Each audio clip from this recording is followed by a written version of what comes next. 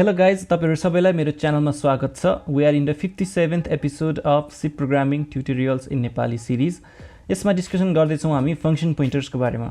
By definition, function pointers are special kind of pointers that point to a function.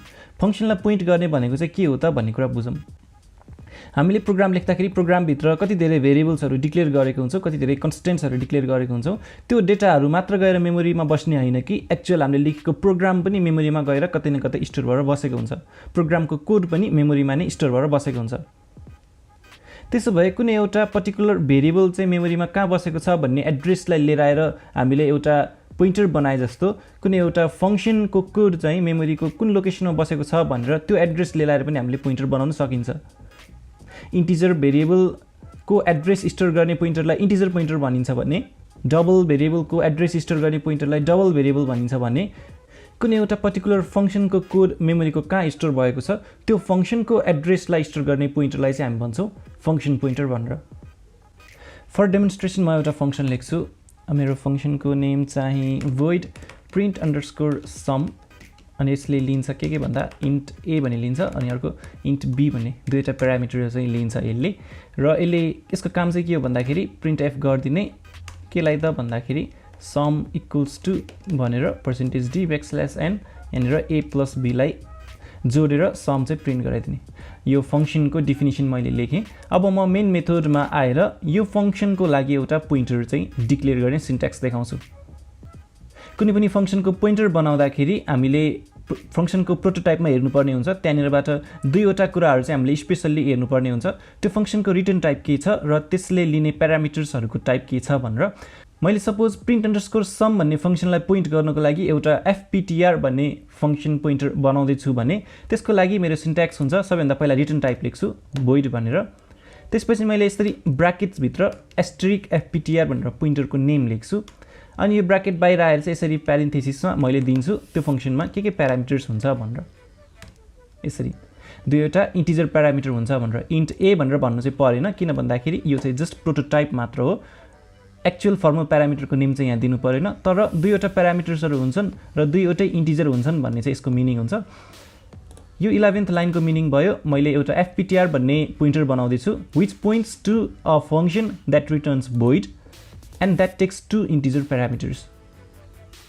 Right now मैले function pointer त बनाए तर यो function पोइन्टरले मैले कुनै पनि फंक्शनलाई पोइन्ट गरिरहेको छैन नि त। त्यो भएर अब fptr equals to address of print_sum भनेर भनिदिन्छु मैले।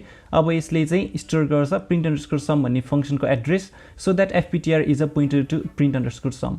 अब यहाँ तल आएर मैले कतै fptr भनेर युज गरेर नै मैले त्यो फंक्शनलाई कल गर्न सक्छु। मैले सपोज 50 पठाएँ अर्को 50 पठाएँ।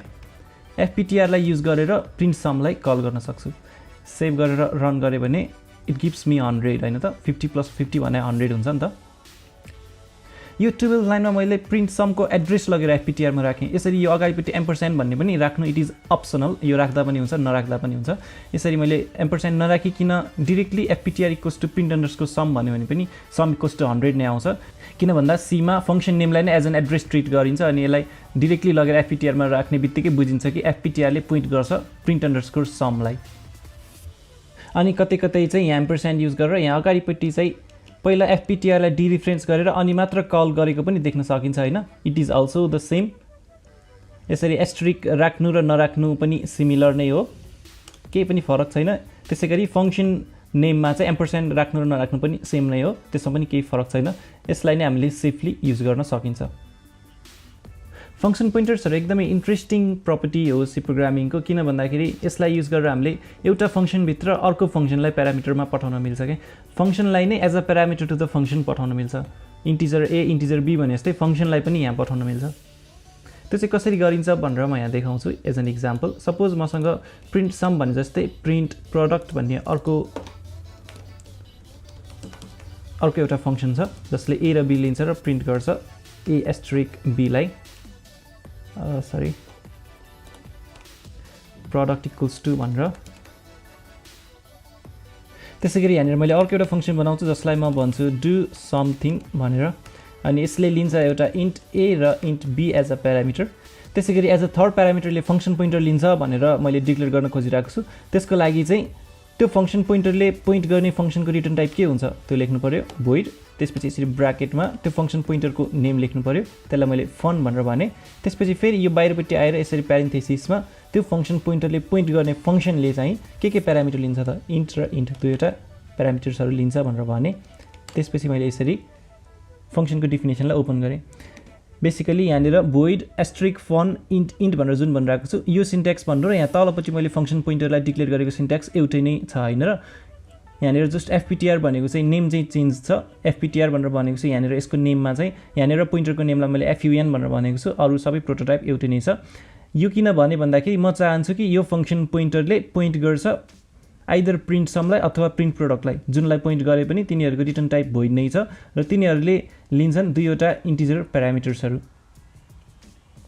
र यो फंक्सन भित्र आएर मैले गर्दै के भन्दा fun लाई युज गरेर a र b पास गरेर कल गर्दै है फंक्सन पोइन्टरलाई युज गरेर फंक्सनलाई कल गर्न त पाइ नै हालिन्छ त्यसपछि यहाँ तल आएर चाहिँ मैले के गरे त भन्दाखेरि यसलाई म एकचोटी कमेन्ट गर्दिन्छु र यहाँ तल आएर मैले के गरे भन्दाखेरि डु समथिङ भन्ने फंक्सनलाई कल गरे है त्यसमा मैले फर्स्ट प्यारामिटरको रूपमा 50 लाई पठाएँ सेकेन्ड प्यारामिटरको रूपमा फेरि 50 लाई पठाएँ थर्ड प्यारामिटरमा हामीले के पठाउँछ एउटा फंक्सन पोइन्टर पठाउँछ नि हैन फंक्सन पोइन्टरमा चाहिँ मैले fptr भनेर पठाएँ जुन यहाँ माथिपट्टि फंक्सन पोइन्टर एउटा बनाएको थिएँ त्यही फंक्सन पोइन्टरलाई मैले पठाइदिएँ भने अब यसलाई सेभ गरेर रन गरे भने रिजल्ट के आउँछ sum equals to 100 भनेर आउँछ किन भन्दाखेरि fptr ले print_sum भन्ने फंक्सनलाई पोइन्ट गरिरहेको थियो त्यही फंक्सन पोइन्टरलाई मैले डु समथिङमा पठाइदिएँ अबबाट fun भन्ने फंक्सन पोइन्टरले केलाई पोइन्ट गरिरहेको छ त प्रिन्ट सम भन्नेलाई पोइन्ट गरिरहेको छ जब मैले यो पोइन्टरलाई युज गरेर ab पठाएर फनलाई कल गरे त्यो भने print_sum भन्ने कल हुनु बराबर नै हो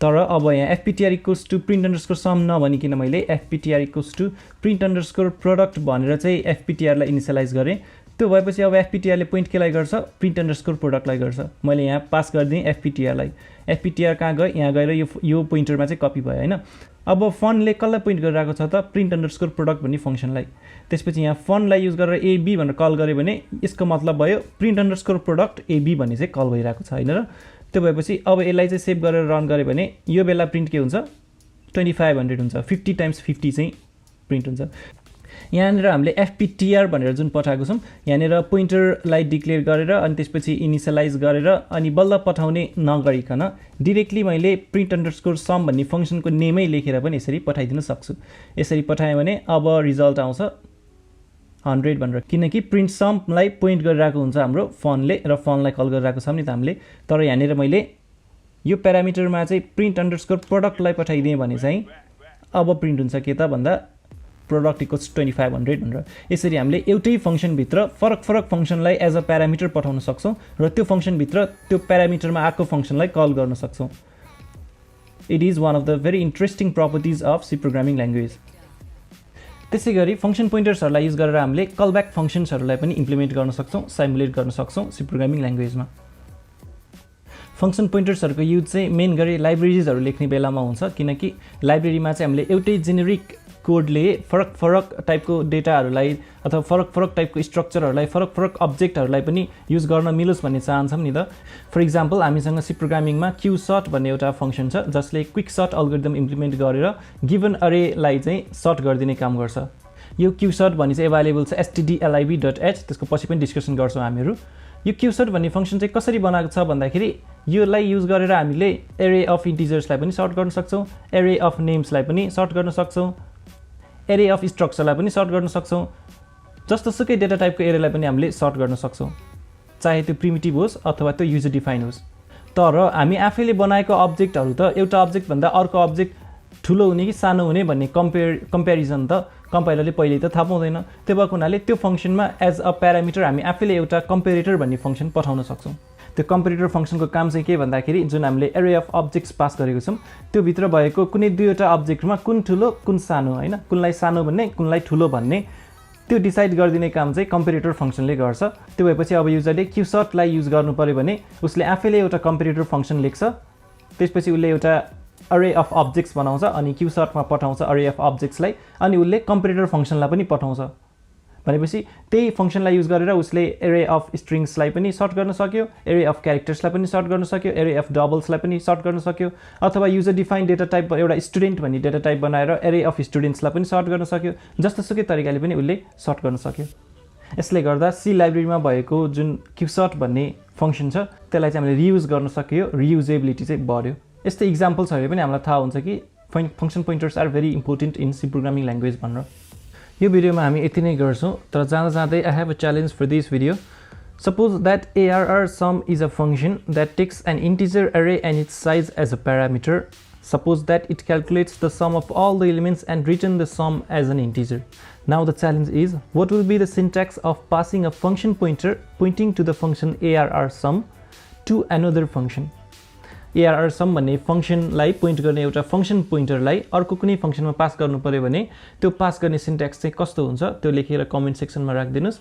जसले सबैभन्दा फर्स्टमा करेक्ट आन्सर दिनुहुन्छ उहाँको कमेन्टलाई मैले पिन गरेर टपमा राख्ने छु। यो भिडियो मन पर्यो भने लाइक गर्न, कमेन्ट्स गर्न र शेयर गर्न नबिर्सनु होला। च्यानललाई सब्स्क्राइब गर्न पनि नबिर्सनुस्। अर्को भिडियोमा फेरि भेट हुने नै छ। तबसम्मको लागि बिदा दिनुस्। नमस्ते।